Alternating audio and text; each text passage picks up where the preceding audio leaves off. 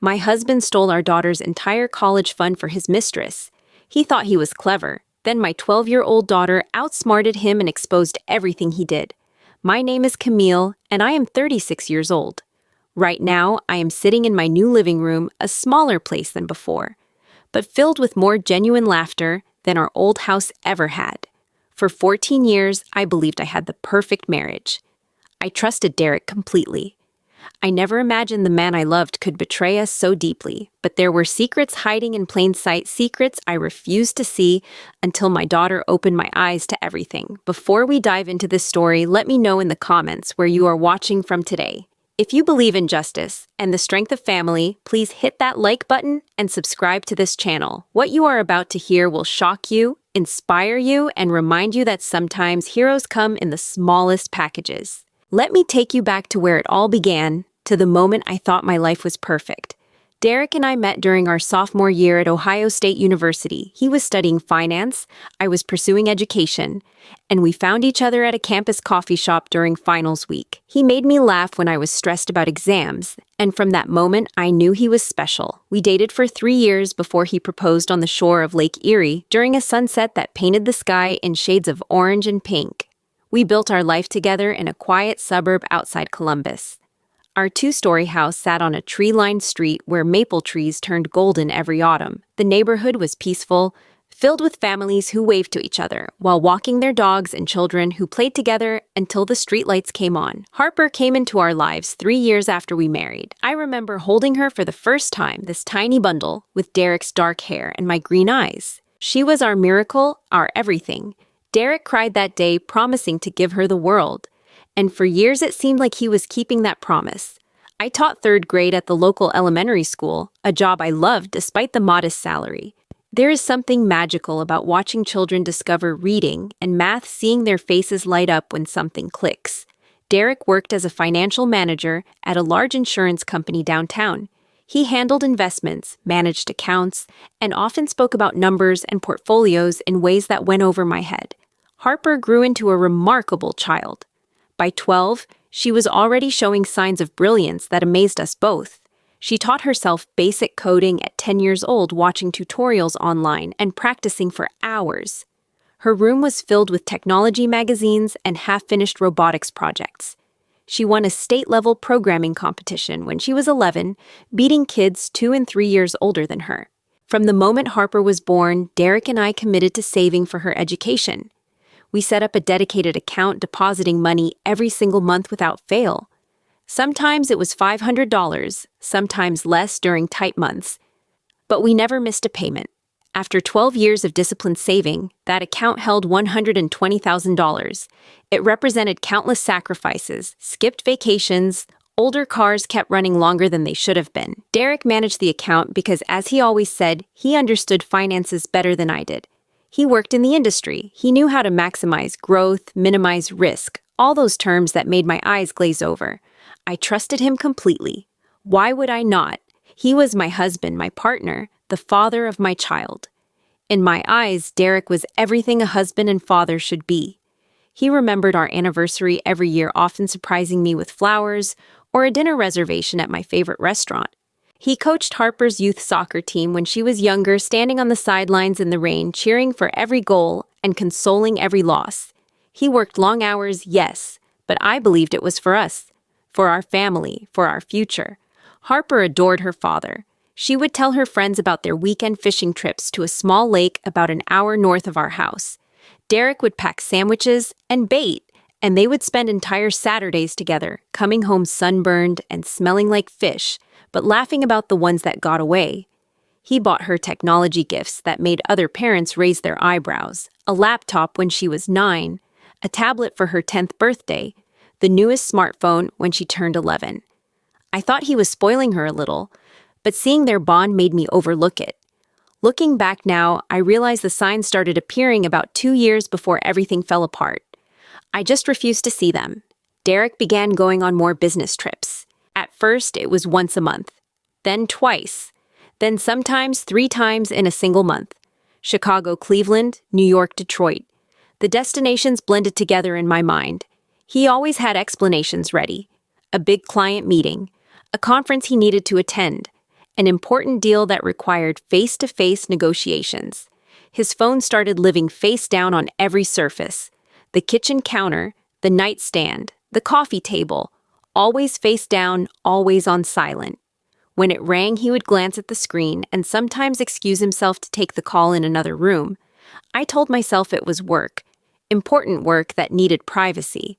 There were new clothes appearing in his closet, fitted shirts, designer ties, a new watch that must have cost more than my monthly salary. When I asked about them, he said the company was doing well and he wanted to look more professional for client meetings.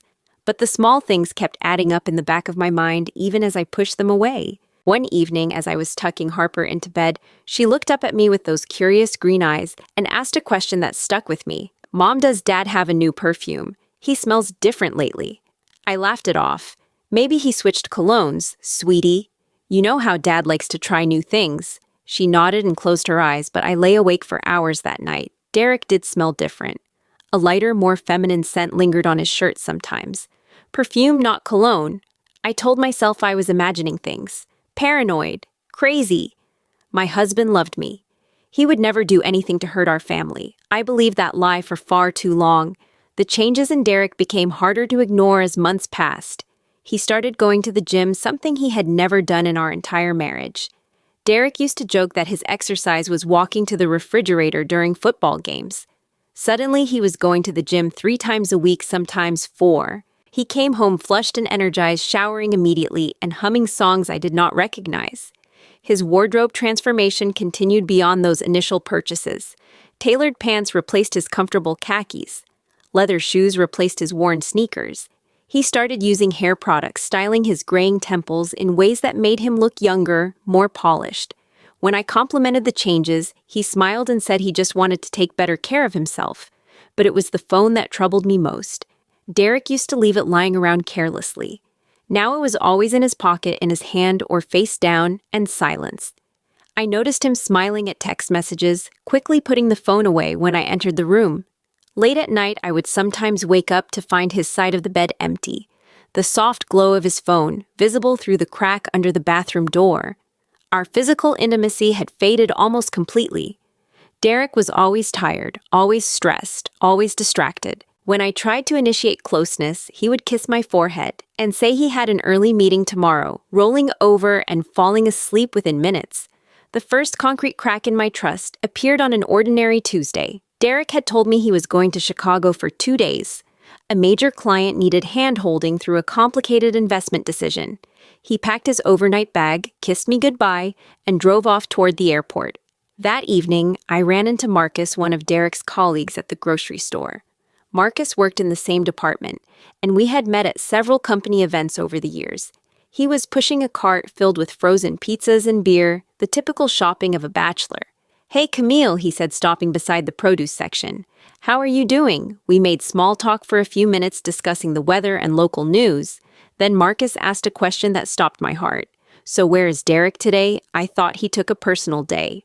I tried to find him for a quick question about the Henderson account, but his office was empty. I forced my face to remain neutral. "Oh, he is at home, under the weather. You know how he gets when the seasons change." Marcus nodded sympathetically. "Tell him to feel better, and that Henderson thing can wait until Monday." I finished my shopping in a daze, my hands trembling, as I loaded groceries into the car. Derek had told me he was in Chicago. His colleague said he had taken a personal day. Both statements could not be true. When Derek returned 2 days later, tanned and relaxed from his Chicago trip, I said nothing. But I started paying closer attention. I began cross-referencing his stories with small details I could verify. He said he had dinner with clients at a steakhouse in Cleveland. I searched his credit card statement and found charges at a seafood restaurant I had never heard of. He said he stayed at the company's usual business hotel. The statement showed a boutique hotel downtown that cost 3 times as much. The discrepancies multiplied like cracks spreading across ice. Credit card charges appeared for restaurants we never visited together. Expensive restaurants with candlelit ambiance and tasting menus. Charges for hotels and cities where Derek had never mentioned traveling. A jewelry store receipt for $800 when my birthday and our anniversary had both passed months ago. without any new jewelry appearing on my dresser. When I asked about these charges, Derek had smooth explanations ready. Client entertainment, company-approved expenses, a gift for a colleague's retirement party. Each explanation was plausible on its own, but together they formed a pattern I was becoming harder to ignore. Harper noticed the changes too, though she expressed them differently. Dad missed 3 soccer practices in a row, she told me one afternoon, kicking at the grass in our backyard. Coach Williams asked if everything was okay at home. What did you tell him? I said Dad was busy with work. But Mom, he promised he would never miss my games. He has missed the last 2. I pulled her into a hug, feeling her thin shoulders tense with disappointment. Dad loves you very much, sweetie. Work has just been really demanding lately. She pulled back and looked at me with eyes too old for a 12-year-old face. That is what you always say, Mom. But it feels different now. Dad feels different. I had no response that would not be a lie. Harper's 12th birthday arrived on a crisp Saturday in October. She had been planning her party for months, excited to celebrate with her closest friends. We rented the community center, hired a DJ who played music the kids actually liked, and ordered a 3-tier cake decorated with circuit board patterns in honor of her love for technology. Derek promised to be there for the entire event. He would help with setup, manage the games, and give a toast to his little girl who was growing up so fast. Harper talked about it for weeks, about how this birthday would be the best one yet because her whole family would be there. The morning of the party, Derek got a phone call. I watched his face change as he listened, his expression shifting from relaxed to focused. He nodded several times, said a few quiet words I could not hear, then hung up. There is an emergency at work, he announced, already moving toward the bedroom to change clothes. The Harrison account is imploding. I have to go in. Today, I asked, disbelief coloring my voice. On Harper's birthday, I do not have a choice, Camille. This is a 6-figure account. If I do not fix this today, there could be serious consequences. I will be back as soon as I can. He was gone within 20 minutes, leaving me to explain to our daughter why her father would not be at her party after all. Harper handled it with grace that broke my heart. She smiled and laughed and danced with her friends, but I saw the way her eyes kept drifting to the door. Waiting, hoping. The party ended at 6. Cleanup took another hour. Friends went home. The community center emptied. Derek did not return until nearly 10 that night. He walked through the door carrying a small cake from the convenience store down the street. Its frosting slightly smudged, a single candle stuck crookedly in the center. "Sorry I'm late, Princess," he said, setting the cake on the kitchen counter. The situation took longer than expected. But we can have our own little celebration right now, just the 3 of us. Harper looked at the grocery store cake, then at her father. "Thank you, Dad," she said, her voice flat. She blew out the candle without making a wish, ate half a slice, without tasting it, and excused herself to bed without another word. I found her later curled under her covers, her pillow damp with tears she had refused to let us see. That night, after Derek fell asleep beside me, I lay awake staring at the ceiling. The man in that wedding photo above our dresser, the one with the bright smile and promises of forever in his eyes, where had he gone? Who was this stranger who missed his daughter's birthday for a work emergency that left him smelling faintly of perfume and wine? For the first time in 14 years of marriage, I allowed myself to think the word I had been avoiding. Affair. The thought sat heavy in my chest like a stone. I did not want it to be true. I prayed I was wrong, paranoid, creating drama where none existed. But somewhere deep inside, I already knew. I just was not ready to face it yet. I could no longer survive on suspicions and sleepless nights.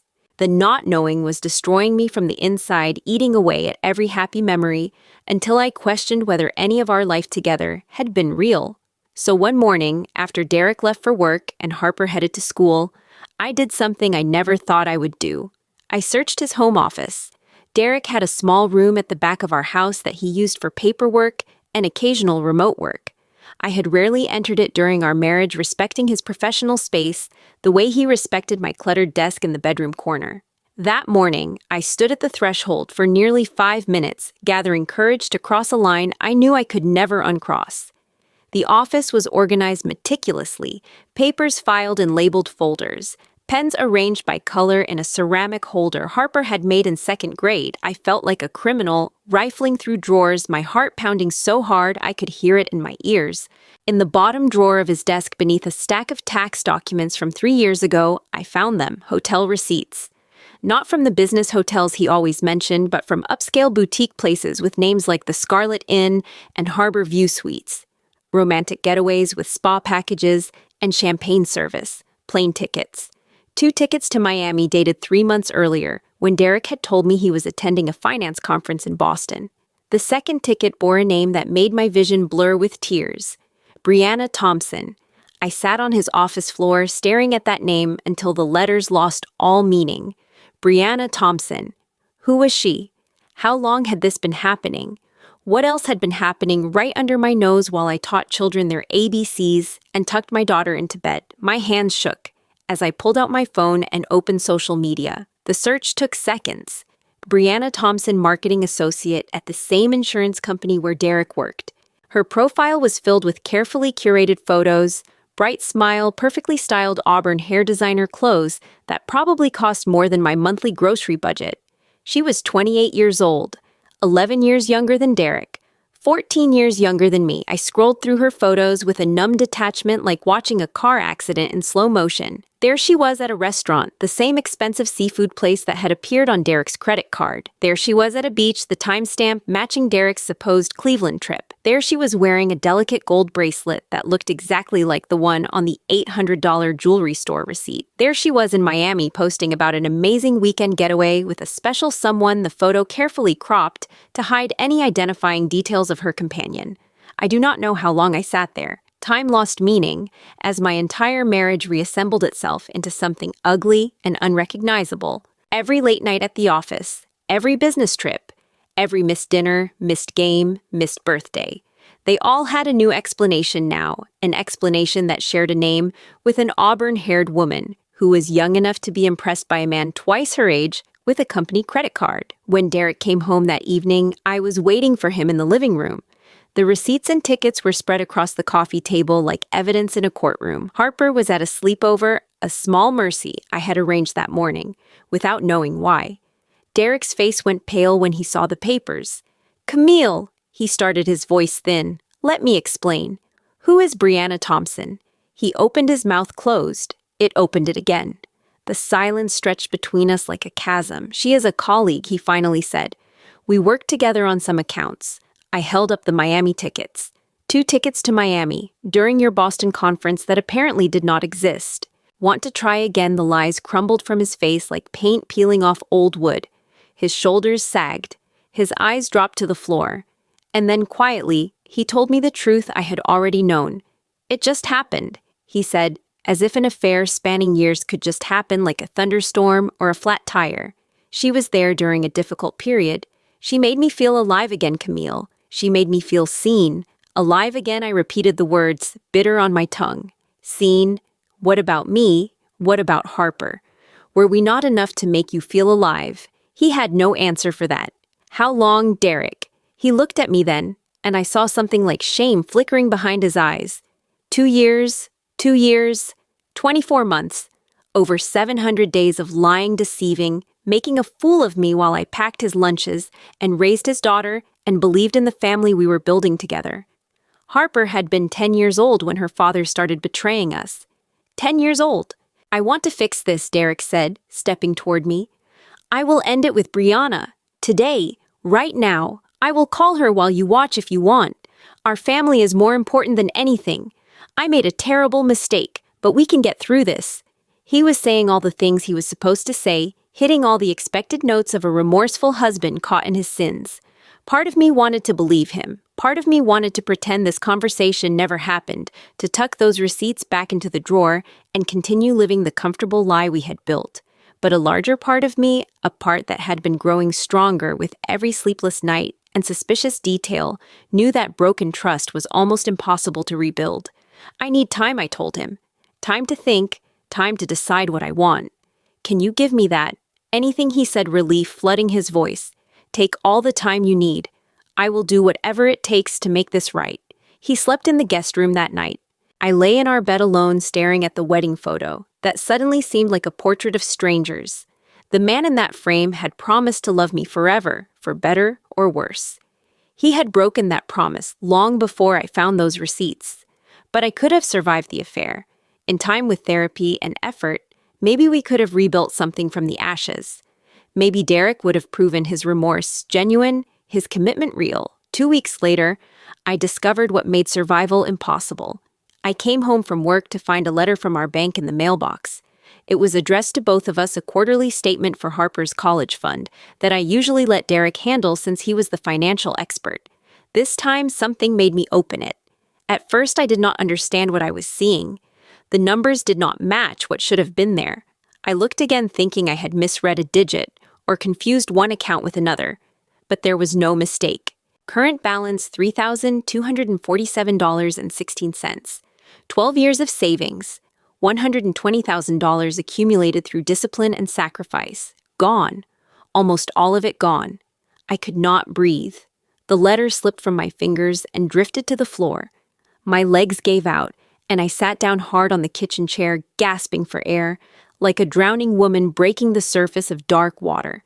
$116,000 had disappeared from my daughter's future. Derek came home to find me sitting exactly where I had collapsed. The bank statement crumpled in my fist. "What did you do?" I whispered. My voice sounded foreign, hollow, coming from somewhere far outside my body. "Derek, what did you do?" He saw the statement. He understood immediately. And unlike the affair this time, there was no attempt at denial. I was going to put it back. He said the words, tumbling out in a rush of desperation. "I had a plan, Camille. An investment opportunity that was guaranteed to double our money. It fell through, but I was going to find another way. You stole Harper's college fund." My voice was rising now, fury replacing shock. "You took 12 years of our savings and spent it on what hotel's jewelry? An apartment for your mistress." He winced at the word mistress like it was a slap. "I had expenses," he admitted. "Brianna had certain expectations. But I swear I was going to replace every dollar before Harper needed it for college." Expenses, expectations. He was using business terminology to describe draining his daughter's future to fund his affair, a fancy apartment for Brianna to call her own, a sporty little car so she could zip around town in style, first-class flights and five-star hotels, and designer everything, all purchased with money that should have been waiting for Harper's first tuition payment. "Get out," I said. "Camille, please, get out of this house right now. Go stay with Brianna since she cost us so much. Enjoy each other. But you are done here. We are done. What about Harper?" He had the audacity to look wounded. "You lost the right to ask about Harper when you stole her future to impress a woman half your age. Now get out before I call the police." He packed a suitcase while I sat frozen in the kitchen. I heard his car start, his headlights sweeping across the window as he backed out of our driveway. Then silence. Terrible, echoing silence in a house that suddenly felt enormous and empty. Harper came home from school an hour later, finding me still sitting at the kitchen table, the bank statement still clutched in my hand. "Mom." Her voice was cautious, concerned. "What is wrong? Where is Dad?" I looked at my daughter, my brilliant, perceptive, innocent daughter, and felt my heart shatter into pieces too small to ever fully reassemble. "Your father and I are separating," I managed to say. "He is going to live somewhere else for a while." Harper's face went through a dozen emotions in seconds. Confusion, fear, sadness, anger, and finally something that looked almost like resignation. Because of the woman, she said quietly, "Brianna." I stared at her, unable to respond. "I heard you guys talking a couple weeks ago," Harper admitted, "when I was supposed to be in bed. I did not mean to eavesdrop, but I heard her name. And then I kind of looked some stuff up. Oh, sweetheart." I opened my arms, and she came to me, letting me hold her the way I had when she was small enough to fit in my lap. "I am so sorry you had to learn about this. Is that why he has been so different, missing my games and stuff? Because of her partly. But sweetie, there is more. I knew I had to tell her about the money. She deserved to know, even though every word felt like swallowing broken glass. So I explained as gently as I could what her father had done. The college fund we had saved so carefully. The $100,000+ that had vanished into restaurants and jewelry and a lifestyle meant to impress a woman who was not his wife. Harper listened without interrupting. Her jaw tightened. Her eyes, those green eyes that mirrored my own, grew hard in a way I had never seen before. When I finished, she did not cry. She did not throw a tantrum or curse or demand explanations.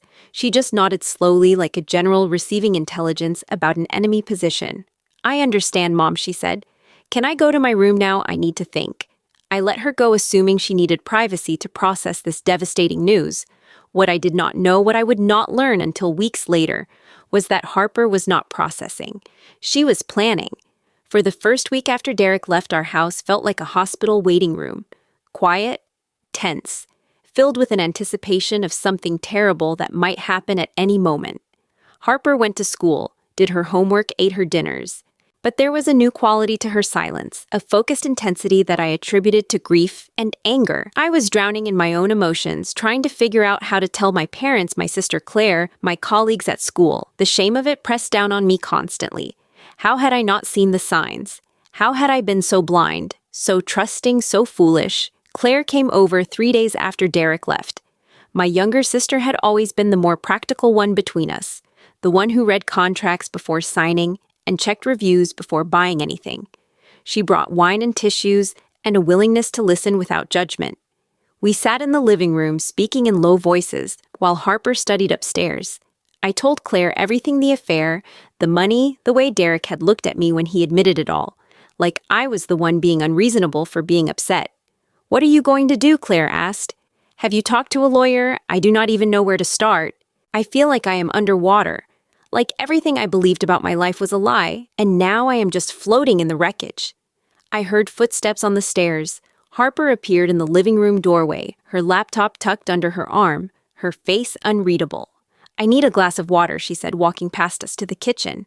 But she moved slowly, and I noticed her head tilted slightly toward our conversation. I did not think much of it at the time. I should have. Later that night, after Claire had gone home and I thought Harper was asleep, I walked past her bedroom door and saw light glowing underneath. It was nearly midnight, far past her usual bedtime. I knocked softly. "Sweetie, are you okay?" "Fine, Mom. Just finishing some homework." I almost let it go, almost accepted her explanation, and went to bed. But something made me open the door instead. Harper sat at her desk, multiple browser windows open on her laptop screen. She clicked something quickly, making one of the windows disappear, but not before I caught a glimpse of what looked like an email login page. "What are you working on?" "School stuff," she said, her voice a little too casual. "Research for a project." I nodded and said goodnight, closing the door behind me. But I stood in the hallway for a long moment, thinking about the way Harper had tilted her head during my conversation with Claire, the way she had quickly hidden that window when I entered. My daughter was up to something.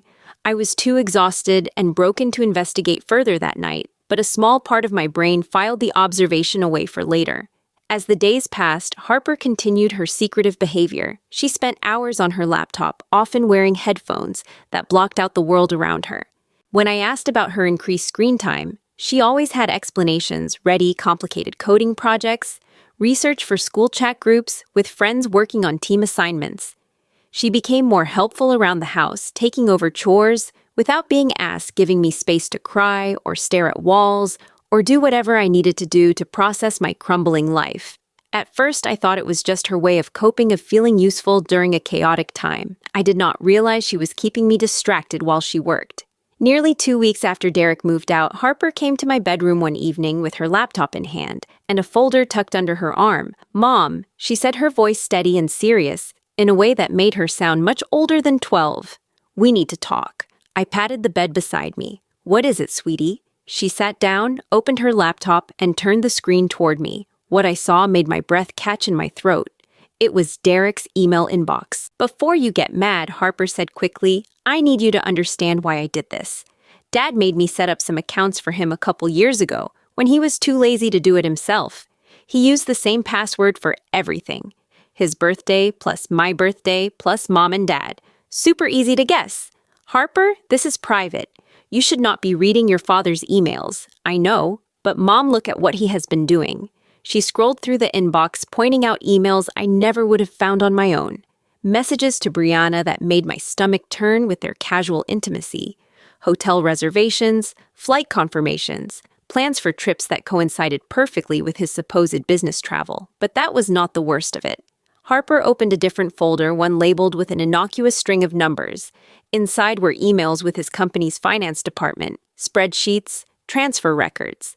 Documentation of money moving between accounts in ways that even my untrained eye recognized as wrong. He was not just stealing from us, Harper said quietly. He has been stealing from his company too. Look at these numbers, Mom. He has been moving money from client accounts into his personal investment accounts, then using the gains for his own expenses.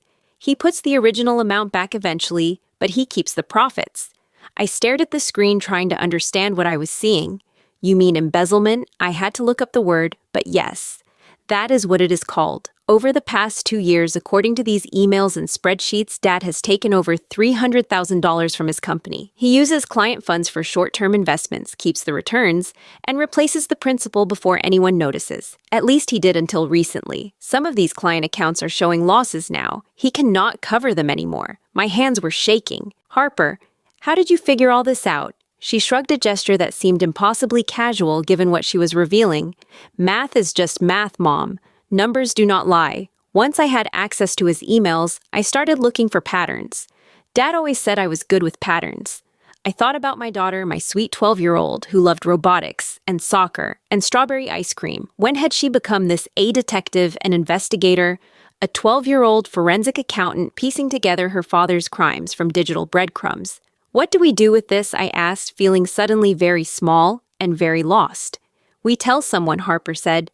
Someone who can make sure Dad cannot hurt anyone else the way he hurt us.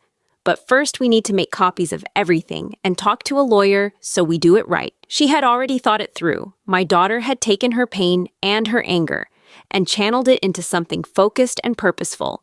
While I had been crying and wondering what went wrong, Harper had been building a case.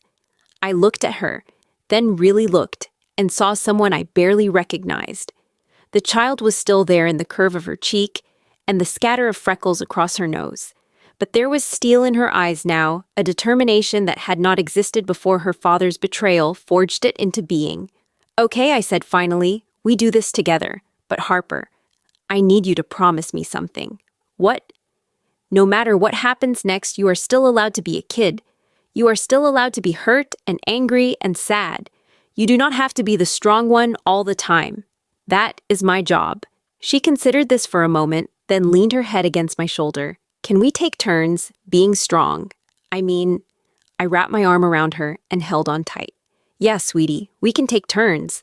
That night, we stayed up past midnight, creating backups of everything Harper had found.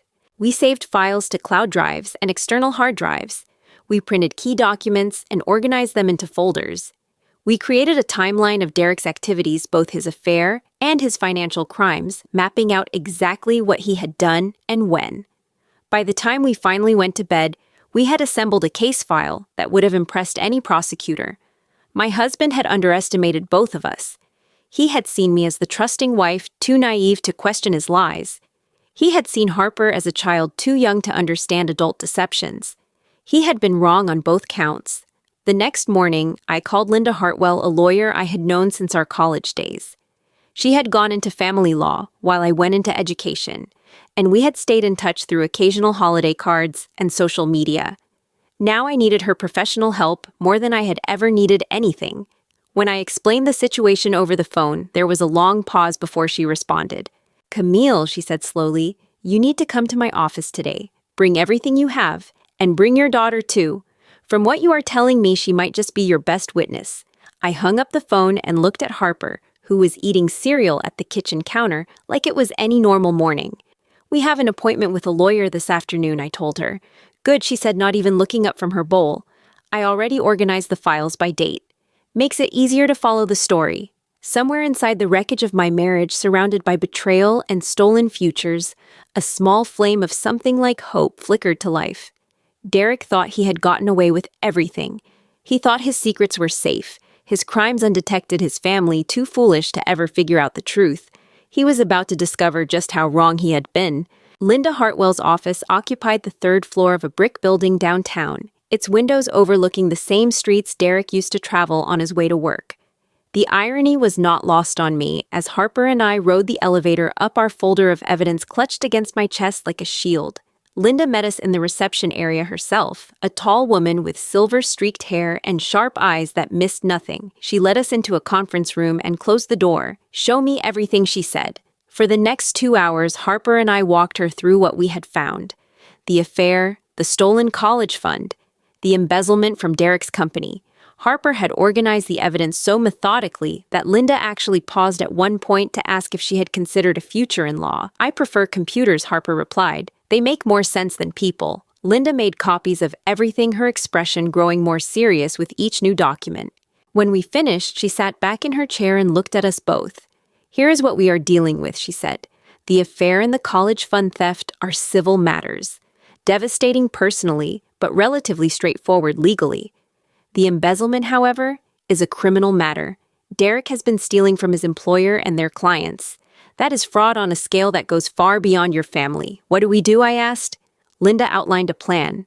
First, she would contact Derek's company, anonymously, providing enough information to trigger an internal investigation. The evidence Harper had gathered would be impossible to ignore. Second, she would file divorce papers on my behalf, citing adultery and financial misconduct. Third, she would work to recover as much of Harper's college fund as possible through the divorce settlement. "Derek will not know what hit him," Linda said. "And because your daughter gathered this evidence from accounts she had legitimate access to, none of it should be challenged on legal grounds." I looked at Harper, who was listening with an intensity that belonged to someone much older. "Are you okay with this?" I asked her. "Once we set this in motion, there is no going back. Your father will face serious consequence." Harper met my eyes. "He stole my future mom. He stole from other people too, people who trusted him with their money. If he did not want consequences, he should not have committed crimes." Linda nodded approvingly. "Smart kid. She learned it from her father," I said, then paused at the bitter irony.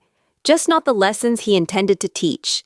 Over the following days, events unfolded with a momentum that felt almost surreal.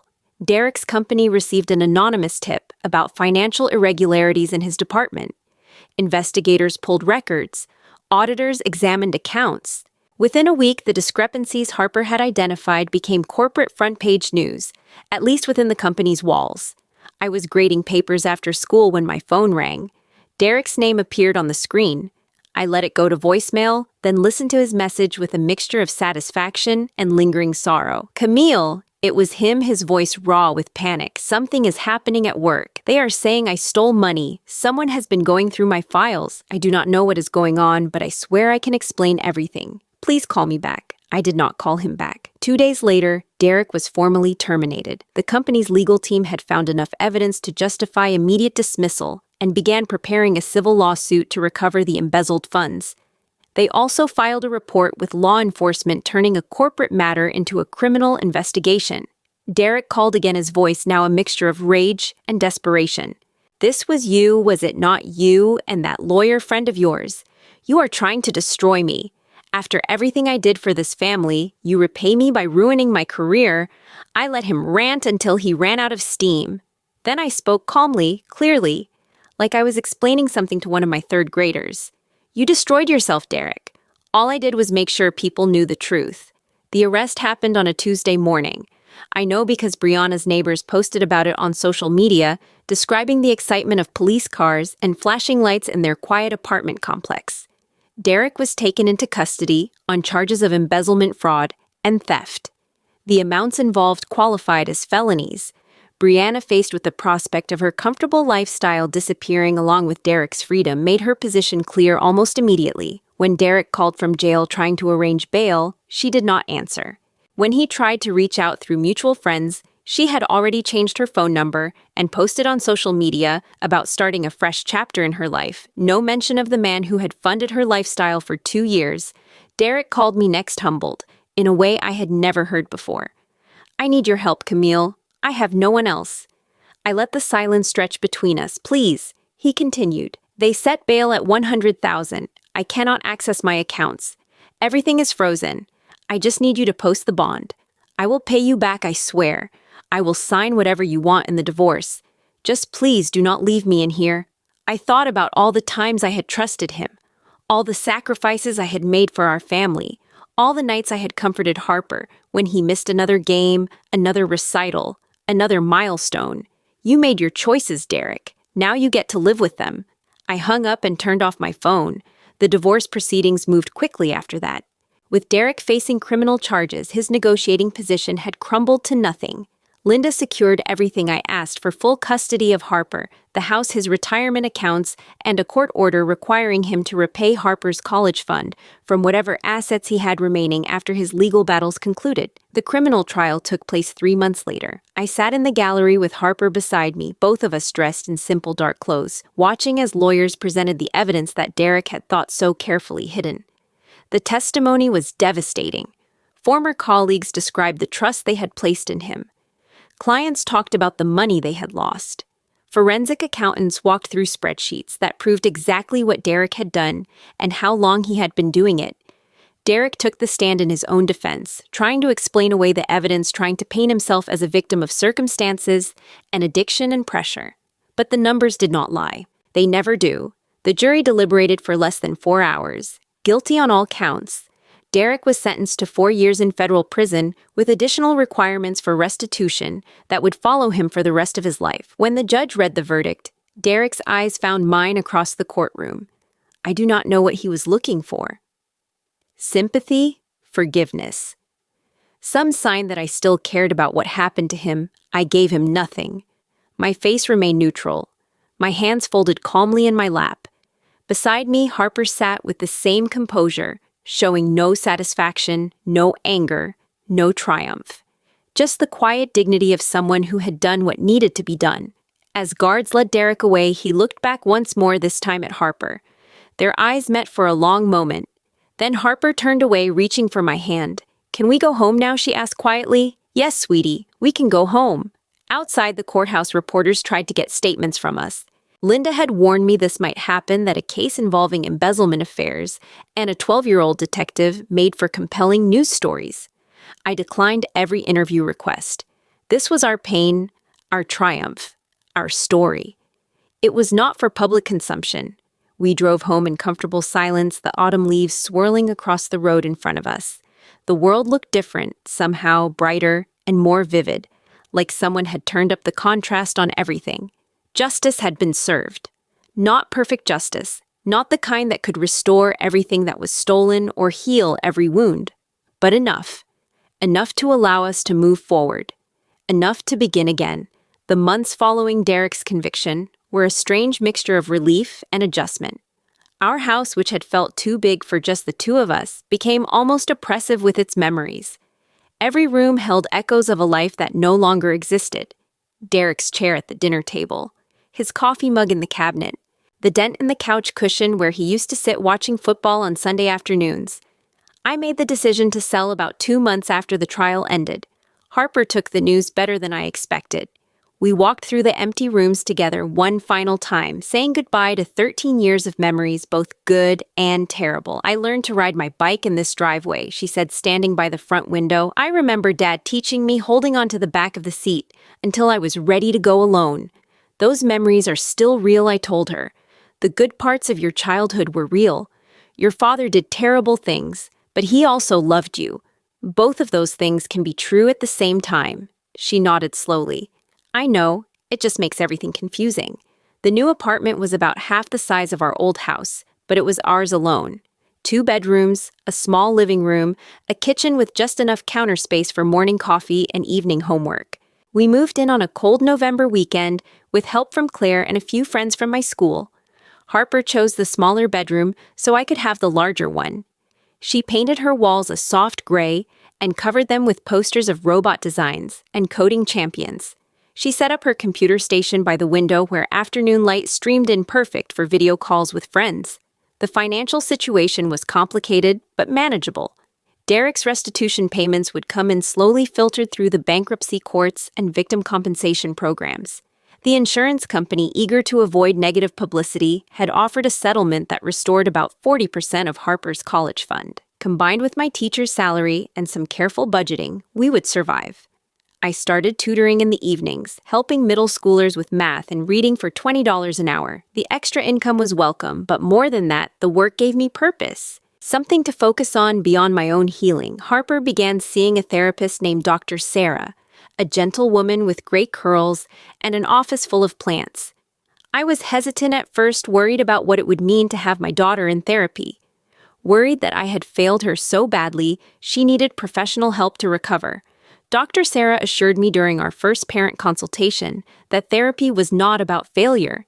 It is about giving Harper tools, she explained. She has been through trauma. She responded to that trauma by becoming incredibly resourceful and strong, which was necessary at the time. Now she needs help learning how to be a kid again, how to let adults carry some of the weight she has been holding. The first few sessions were difficult. Harper came home quiet and withdrawn, retreating to her room to code or read. But gradually something shifted. She started talking more at dinner, laughing at silly videos, complaining about homework like a normal 12-year-old, instead of accepting it with the stoic determination of a general planning a battle. I started my own therapy around the same time.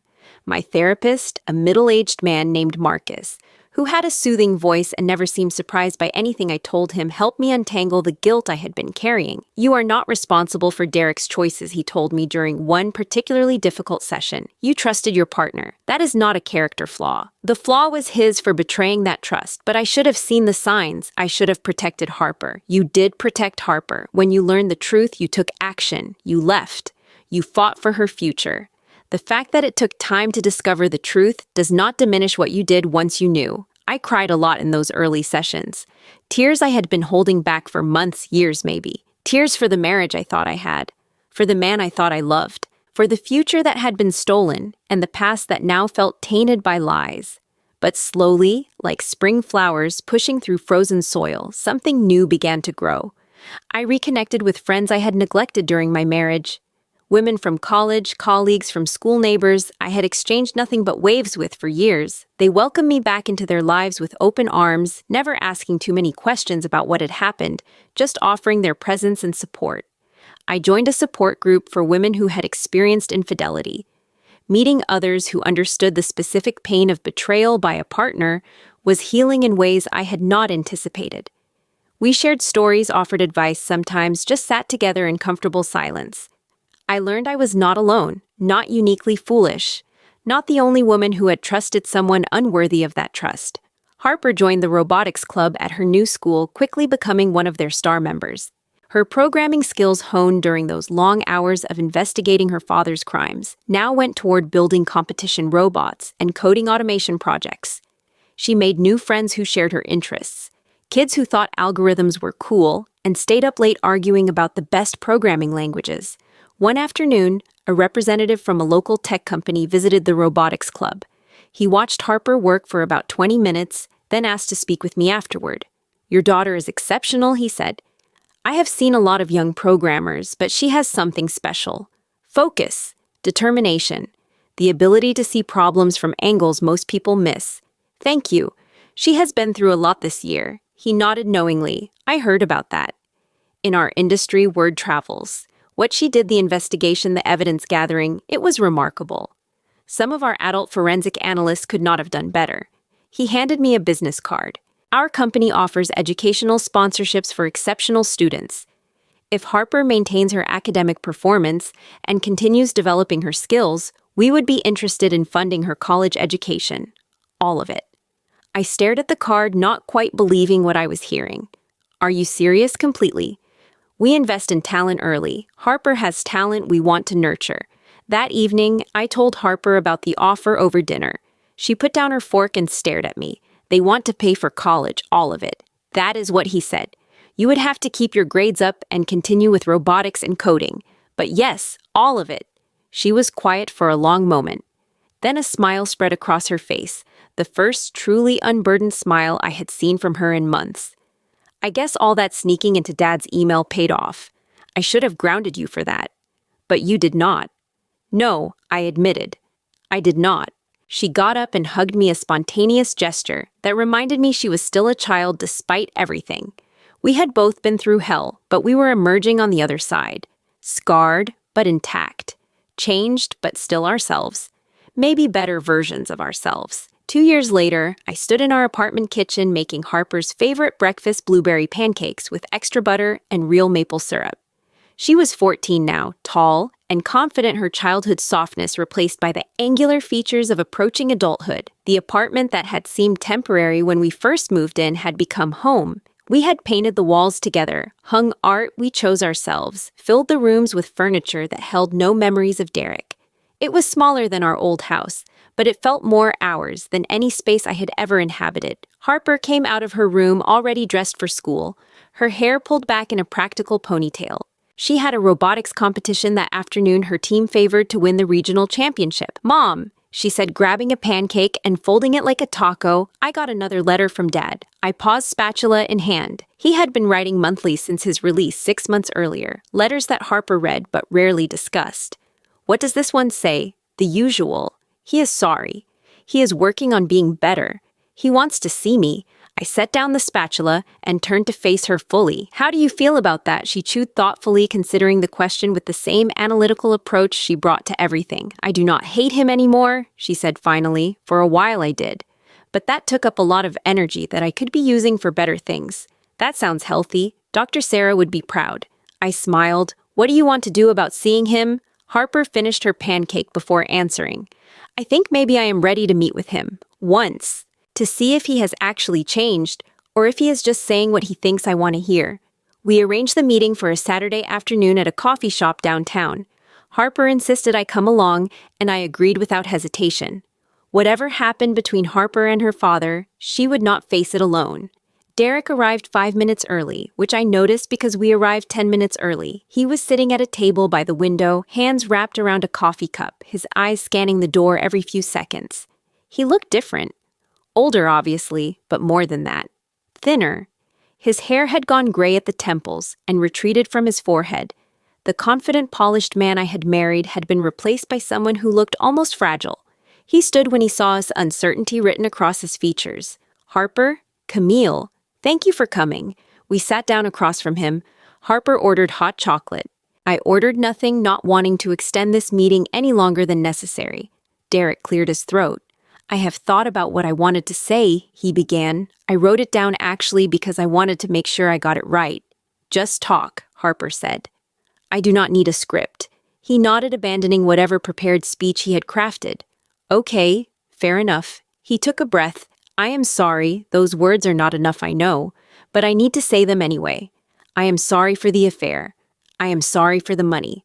I am sorry for missing your birthday and your games, and all the other moments I threw away for something that was never worth having." Harper listened without expression. "Why did you do it?" Derek looked down at his coffee. "I have asked myself that question every day for 2 years. In prison, there is a lot of time for reflection, and the honest answer is that I do not have a good reason. I was selfish. I was greedy. I told myself I deserved more than I had when the truth is I already had more than I deserved. I had you and your mother, and I threw that away for nothing," Brianna Harper said flatly. Brianna was a symptom, not a cause. She was there because I was looking for her, or someone like her. The problem was in me. It always was. They talked for nearly an hour. Harper asked hard questions, and Derek answered them honestly, or at least honestly enough that Harper did not call him on any lies. He talked about prison, about therapy, about the job he had found working in a warehouse, since no financial company would ever hire him again. He did not ask for forgiveness. He did not ask to be part of our lives again. He simply offered his apology and let Harper decide what to do with it. When it was over, we stood outside the coffee shop, the three of us forming an awkward triangle on the sidewalk. "Thank you for meeting me," Derek said. "I know you did not have to." "I wanted to," Harper replied. "I needed to see if you were different, or just pretending." "And what do you think?" She considered the question carefully. "I think you are trying. Whether that is enough, I do not know yet. But I am willing to give you a chance to prove it." Derek's eyes glistened. "That is more than I deserve." Probably, Harper agreed. "But you are still my dad. I cannot change that. So we might as well figure out how to live with it." We parted ways without hugs or promises, just a simple acknowledgement that some kind of relationship might be possible in the future. On the drive home, Harper was quiet, staring out the window at the passing streets. "You okay?" I asked. "Yeah." She turned to look at me. "That was hard, but I think it was the right thing to do." "I think so too." She was quiet for another moment. "Mom, thanks for coming with me. I do not think I could have done it alone. You never have to do anything alone, sweetie. That is what family means." She smiled, and in that smile I saw the little girl she had been and the woman she was becoming. Both brave, both resilient, both capable of turning pain into strength and betrayal into wisdom.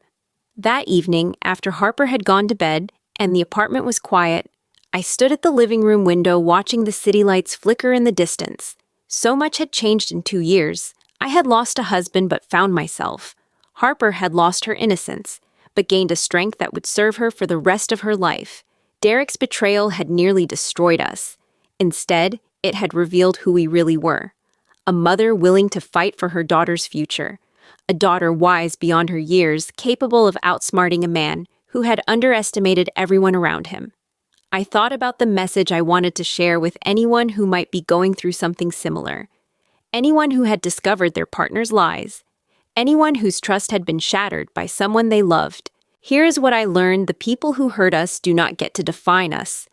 Their choices reveal their character, not ours.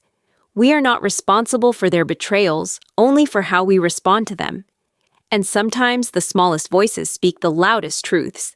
Harper taught me that. My 12-year-old daughter, armed with nothing but a laptop and a determination to protect her family, had brought down a man who thought he was untouchable. She had taken her pain and transformed it into justice. I think about that lesson often. When life feels overwhelming, when challenges seem insurmountable, when I wonder if I have the strength to keep going, I remember my daughter sitting at her computer in the middle of the night building a case against her own father because it was the right thing to do. And I remember that courage comes in all sizes. Heroes do not always wear capes. Sometimes they wear pajamas and drink hot chocolate and speak truths that change everything. That is my story. It is not a fairy tale with a perfect ending. Derek is still out there, still trying to rebuild his life after the ruins he created. Harper still has complicated feelings about her father. I still have moments when I wonder what I could have done differently. But we survived. More than survived. We grew. We learned. We became stronger together than we ever were apart. And if you are watching this going through your own betrayal, your own heartbreak, your own moment of impossible choice, I want you to know that you can survive too. You can grow too. You can find strength you never knew you had. Sometimes it comes from unexpected places.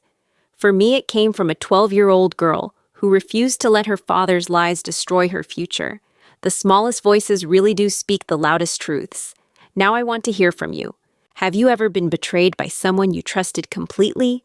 How did you find the strength to move forward? Share your story in the comments below, because you never know who might need to hear it. If this story touched your heart, please take a moment to like this video and share it with someone who might need encouragement today. Subscribe to this channel and turn on notifications so you never miss another story of resilience and hope. Thank you for watching until the end. Thank you for being part of this community. Thank you for believing that there is light on the other side of even the darkest moments. Take care of yourselves, hug your loved ones, and remember, you are stronger than you know. Until next time.